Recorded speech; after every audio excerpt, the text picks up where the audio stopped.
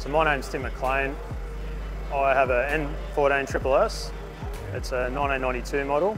And it has a SR20VE, which has been bought out to a 2.1 litre. So with the SR20VE, in the front wheel drive, naturally aspirated platform, it's hit a bit of a wall where guys will just sort of keep applying the same setup and hoping or expecting a different result.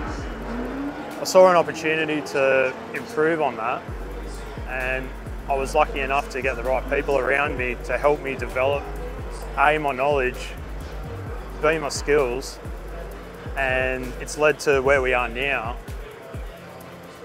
So the goals for the vehicle are to develop and start manufacturing some products that actually work for the SR20VE platform. So I was enlightened by Ashley at 909 Motorsport that the injectors I was currently using in my setup probably had room for improvement. It was a really good conversation to have. I did my own research after Ash enlightened me, and we came to a conclusion that yes, there is improvements to be made.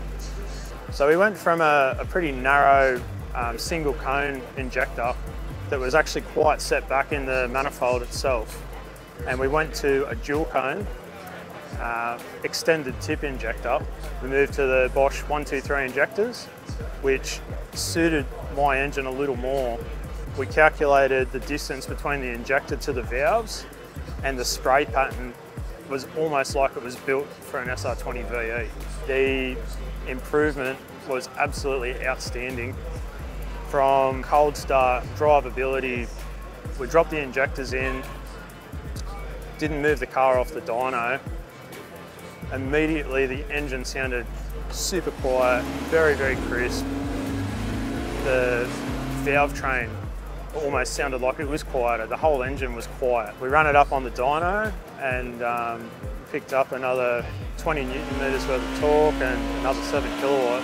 So to manage differences in dynographs and overall output, what we did is we spent a lot of time strapping the car down, making sure that we had all the right movement to get consistent results. From there, we didn't move the car. It stayed exactly as it was. We ensured there was consistency, so from oil temp, coolant temp, ambient temperature, and we actually did it all on the same day. So we could actually achieve some really, really good back-to-back results and some proper data to back our findings. Just trying to understand how something like this can make such a big difference in an engine.